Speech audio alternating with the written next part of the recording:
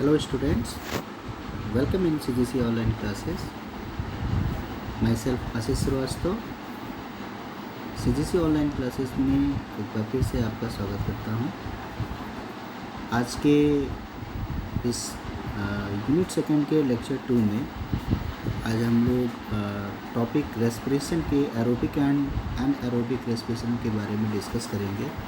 जैसा कि हम लोग यूनिट 2 के फर्स्ट लेक्चर में हम लोगों ने फर्स्ट पोर्शन को कंप्लीट कर लिया है एंड नेक्स्ट हम लोग इस लेक्चर 2 में रेस्पिरेशन के इस टॉपिक को हम लोग कंटिन्यू करेंगे, जो कि आपके फर्स्ट पोर्शन में इस तरीके का जो क्वेश्चन का मोड है आपका, किस तरीके से क्वेश्चन की फ्रेमिंग है वो हमने आपको इसके प्रीवियस लेक्चर में मैंने आपको बताया हुआ है कि यहाँ पे बीएड के इस सेमेस्टर एग्ज़ाम में आपको दोनों तरीके से straight forward question and applied question आपको प्रिपेयर करने हैं। तो आपके इस यूनिट में ज़्यादातर कंटेंट आपका से रिलेटेड आपको क्वेश्चन आपके आएंगे। तो यहाँ पे जो सेकंड पोर्शन है आपका, जैसा कि स्क्रीन पर आपको दिख रहा है, तो रेस्पिरेशन जो है आपका वो पूरा इसके सिस्टम पे आपको नहीं पढ़ना है, सिर्फ आपको एरोबिक एंड एनारोबिक रेस्पिरेशन के बारे में पढ़ना है। और इसमें जो प्रोसेस है, जैसे अभी मैं आपको पढ़ाऊँगा तो उसके बारे में बताऊँगा, तो वहाँ से बीच में से कुछ आपके शॉर्ट क्वेश्चन अलग से बनते हैं। तो एट वंस वहाँ पे जब मैं बताऊँगा तो आपको वहाँ पे आपको नोट कर लेना है।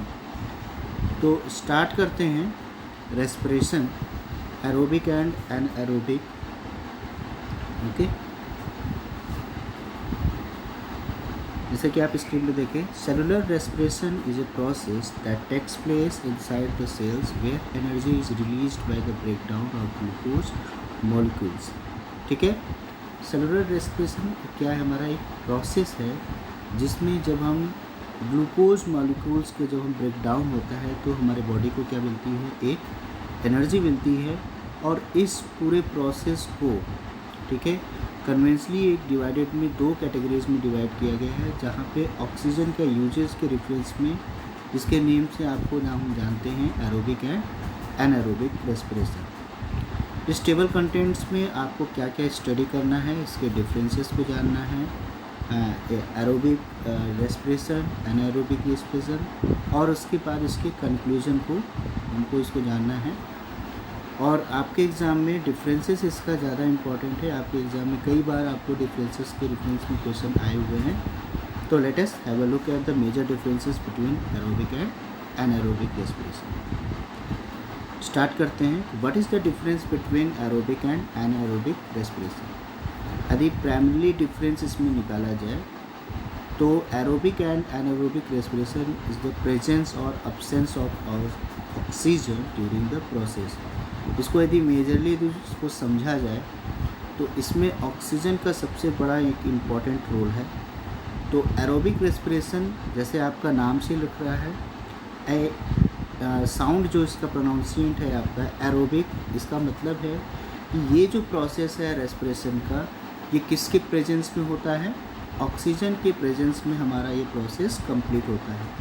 तो इसका जो फर्स्ट आपका प्रोसेस है, oxygen is present when this form of respiration takes place, respiration takes place. ठीक है, इसका सेंस कि ये प्रोसेस हमारा ऑक्सीजन की उपस्थिति में होता है, जबकि एनारोबिक रेस्पिरेशन जो है वो वहाँ पे हमारा ऑक्सीजन क्या होता है?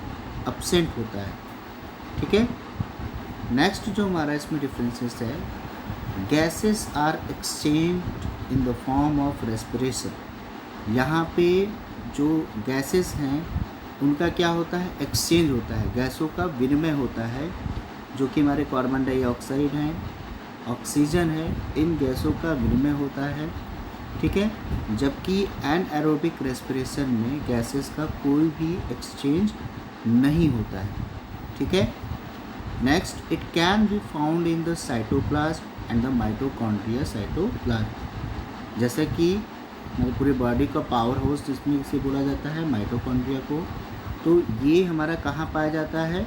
साइटोप्लाज्म में, मीन्स माइटोकॉन्ड्रिया में आपका पाया जाता है। जबकि एनारोबिक रेस्पिरेशन जो है हमारा, वो सिर्फ आपके साइटोप्लाज्म में पाया जाता है। It can be found only in the cytoplasm. ठीक है। Next, glucose breaks down into carbon dioxide and water. जैसे कि मैंने बताया कि यहाँ पे इस प्रोसेस में जो ग्लूकोज है वो उसको ब्रेक डाउन करता है और किस किस चीज़ों में कन्वर्ट होता है, कार्बन डाइऑक्साइड एंड वाटर में। और इस प्रोसेस में सबसे ज़्यादा हमारी एनर्जी क्या होती है, हमको मिलती है।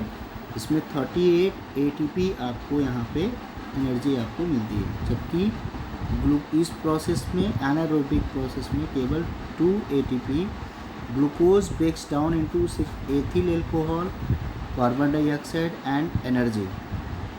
यहाँ पे ग्लूकोज ब्रेक डाउन होकर के एथिल एल्कोहल और कार्बन डाइऑक्साइड में ही यहाँ पे कन्वर्ट होता है।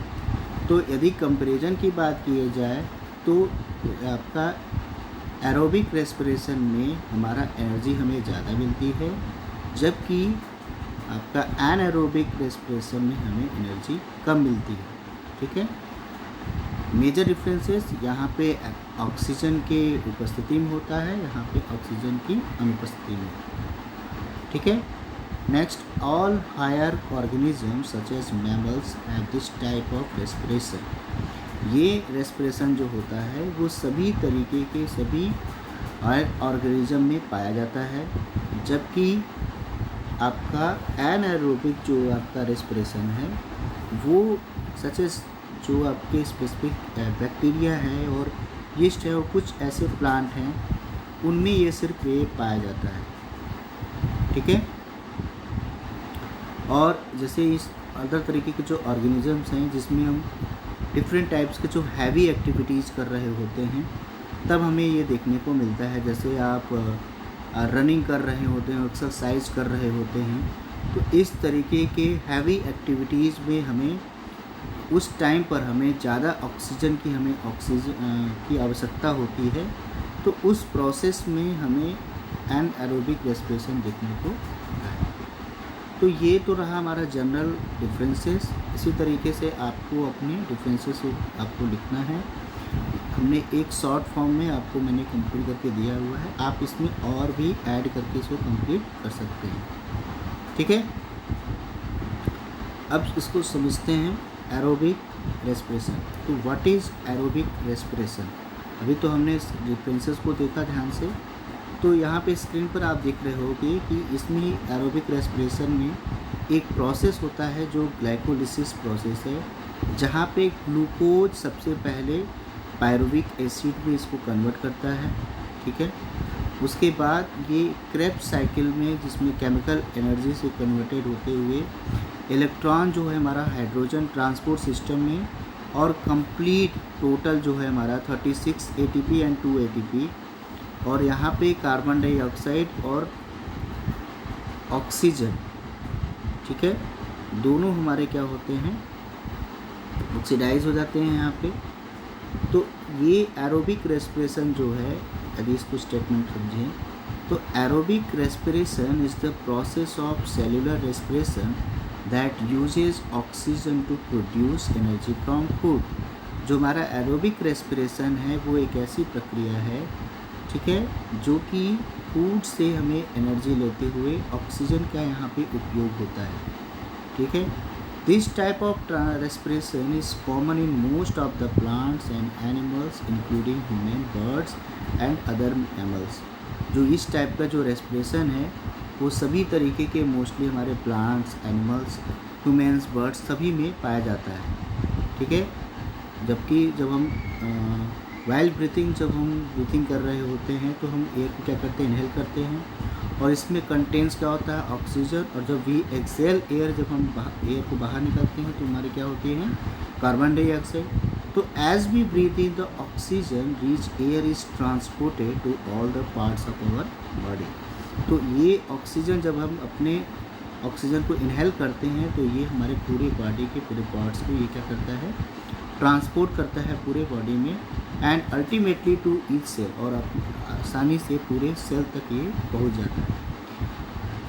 उसके बाद inside the cell the food which contains glucose, जो फूड जो हमें खाए रहते हैं उसमें क्या करते हैं, कंटेन्स ग्लूकोज में, और ये ब्रोकन डाउन होकर के कार्बन डाइऑक्साइड और वाटर किसके थ्रू से, हेल्प ऑफ ऑक्सीजन के थ्रू पूरे बॉडी में इसको सर्कुलेट किया जाता है। The process of breaking down the food particles, ये क्या करता है, रिलीज करता है एनर्जी में, which is then utilise by our body. इसके द्वारा बॉडी के द्वारा इसको जो कंटेन्स एनर्जी रहती है उसका यूटिलाइज कर लिया जाता है। तो ये जो आपका प्रोसेस है, दो एनर्जी रिलीज जो हुई है एरोबिक रेस्पिरेशन के थ्रू, ये हेल्प करते हैं हमारे प्लांट्स एंड एनिमल्स की। यदि हम इसको सिंपली यदि इक्वेशन के थ्रू समझें तो फूड्स के में कंटेंट्स क्या हुआ, ग्लूकोज, और ग्लूकोज प्लस ऑक्सीजन, उसमें it is converted to carbon dioxide plus water plus energy. ध्यान रखें यहाँ पे एनर्जी आपका कंटेंट्स कितना हो रहा है, 38 ATP। तो एरोबिक रेस्पिरेशन है जो है इज़ ए कॉन्टीन्यूअस प्रोसेस, ये हमेशा कॉन्टीन्यूसली चलता रहता है, and it happens all the time inside the cell of animals and plants. Okay, and next what is anaerobic respiration. देखिए एनएरोबिक मीन्स यहाँ पे वर्ड से लिख रहा है, एनएरोबिक मतलब कि विदाउट एयर, जहाँ पे ऑक्सीजन की अनुपस्थिति में हमारा ये प्रोसेस होता है। तो therefore this type of cellular respiration does not use oxygen to produce energy, मतलब कि यहाँ पर ऑक्सीजन का कोई रोल नहीं होता है हमारे एनर्जी को प्रोड्यूस करने में। Sometimes there is not enough in oxygen around for some organism to respire, कभी कभी वो प्रॉपर हमें ऑक्सीजन की आवश्यकता नहीं होती है कुछ ऑर्गेनिज्म को रेस्पिरेशन करने में। तो यहाँ पे किस तरीके से हमें जो एटवंस में जो एनर्जी की आवश्यकता होती, तो ये जो प्रोसेस है उस टाइम पीरियड में हमारा होता है जब due to lack of oxygen. ठीक है, जैसे due to lack of oxygen they carry out respiration in the absence of oxygen to produce the energy they require, which is referred to as anaerobic respiration. Anaerobic respiration usually occurs in lower plants and microorganisms. ये कहाँ पाया जाता है, ये अक्सर हमारे lower plants and micro organism में देखने को मिलता है, जहाँ पे हमारे ऑक्सीजन की उपस्थिति में जब ग्लूकोज जब derived from food is broken down into alcohol and carbon dioxide along with the production of energy।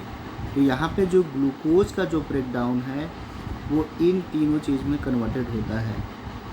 ठीक है, जो एनारोबिक रेस्पिरेशन है जो मल्टी सेलुलर ऑर्गेनिज्म में भी देखने को यूज किया जाता है, जैसे कि like as temporary response to oxygen less condition, जब हम ज़्यादातर इस तरीके की कुछ हैवी एक्टिविटीज़ कर रहे होते हैं, जैसे ड्यूरिंग हैवी या इंटेंसिव एक्सरसाइज जैसे रनिंग, स्प्रिंटिंग, साइकिलिंग या वेट लिफ्टिंग, तो हमारे बॉडी को एक हाई एनर्जी की डिमांड होती है, और उस टाइम पर हमारा body as a supply of oxygen is limited, हमारे बॉडी को जो ऑक्सीजन की सप्लाई है वो क्या है, लिमिटेड है।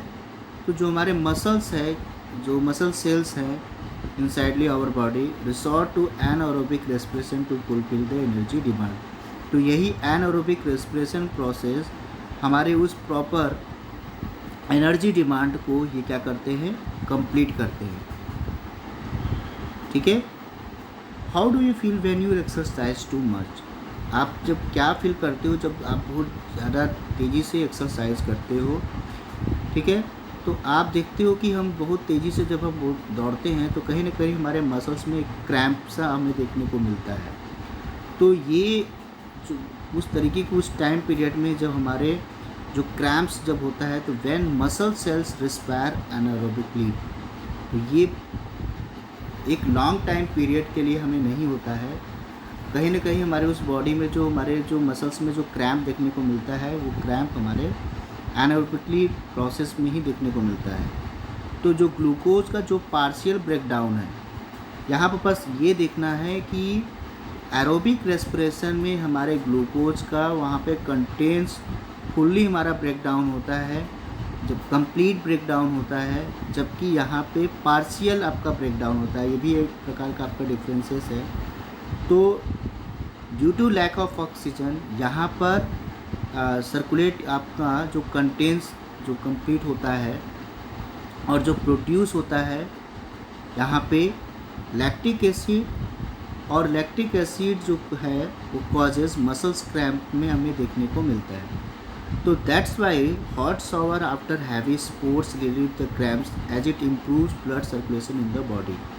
तो जो हमारे बॉडी में जो क्रैम्प्स देखने को मिलते हैं, तो इस तरीके से जब हम गर्म पानी से जब हम अपने बॉडी को इस तरीके से उसको, तो हमें कहीं ना कहीं वो हमें क्या करता है, रिलीव करता है, और जो ब्लड सर्कुलेशन हमारे बॉडी में उस तरीके से उस क्रैम्प को ये इम्प्रूव करता है।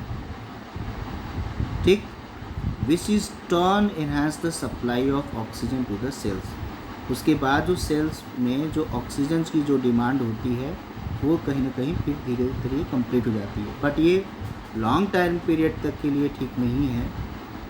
आपका एरोबिक रेस्पिरेशन ही प्रोसेस है। तो यहाँ पे जो ग्लूकोज है वो आपका converted lactic acid plus energy में कन्वर्टेड है। तो anaerobic respiration produces a relatively lesser amount of energy as compare to aerobic respiration. That is most important of line. मैंने आपको पहले ही बताया है कि एन एरोबिक रेस्पिरेशन जो प्रोड्यूस करता है वो एरोबिक रेस्पिरेशन के कंपैरिजन में कम एनर्जी आपको प्रोड्यूस करता है। यहाँ पे सिर्फ 2 ATP आपका एनर्जी प्रोड्यूस होती है, जबकि एरोबिक रेस्पिरेशन में 38 ATP आपकी प्रोड्यूस होती है। ठीक है, as a glucose is not completely broken down in the absence of oxygen. यहाँ पे ये भी आपको मैंने बताया है कि यहाँ पे ऑक्सीजन के अब्सेंस में ग्लूकोज का कम्प्लीटली ब्रेक डाउन नहीं होता है। ठीक है, at now the conclusion part, the fundamental differences between aerobic and anaerobic respiration is the usage of oxygen in the process of cellular respiration. तो फर्स्ट कंक्लूजन पार्ट, जो fundamental differences हमें देखने को मिला एरोबिक एंड एनाएरोबिक रेस्पिरेशन में, वो oxygen का usage है। कि एरोबिक रेस्पिरेशन में हमारा एयर के प्रेजेंस में और एनाएरोबिक में वहाँ पे अब्सेंस के एयर में। Aerobic respiration, as the name suggests, is the process of producing the energy required by cells using oxygen. जैसा कि एरोबिक रेस्पिरेशन आपका नाम से ही लग रहा है कि वहाँ पे एयर का वहाँ पे इम्पोर्टेंस है, उसकी यूजिंग है, उसके द्वारा पूरे सेल्स में हमारे बॉडी में पूरी एनर्जी क्या होती है, कंटेंस होती है।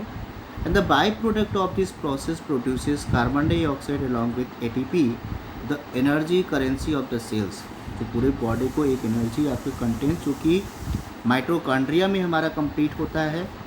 और एनारोबिक रेस्पिरेशन जो है is similar to aerobic respiration. Anaerobic respiration जो है वो एरोबिक रेस्पिरेशन के सिमिलर की तरह ही है, बट यहाँ पर बस ये ध्यान रखना है कि यहाँ पे without the presence of oxygen, यहाँ पर ऑक्सीजन की उपस्थिति के बिना हमारा एनर्जी जो है वो कंटेंस होता है। ठीक है, consequently the by products of this process are lactic acid and ATP। और इस प्रोसेस में हमारा जो प्रोडक्ट है वो लैक्टिक एसिड और ATP हमारा क्या होता है, प्रोड्यूस होता है। ओके, आई होप आपको ये सिंपली आपको ये समझ में आया होगा। आपको अपने असाइनमेंट के यूनिट सेकंड के सेकंड पोर्शन में आपको यही कंप्लीट करना है, इसके कॉन्सेप्ट को और इसके डिफरेंसेस को। आपके एग्ज़ाम के लिए इतना ही इम्पोर्टेंट है। नेक्स्ट लेक्चर में हम लोग इसके आगे कंटिन्यू करेंगे। आज के लिए इतना ही। Okay, thank you class.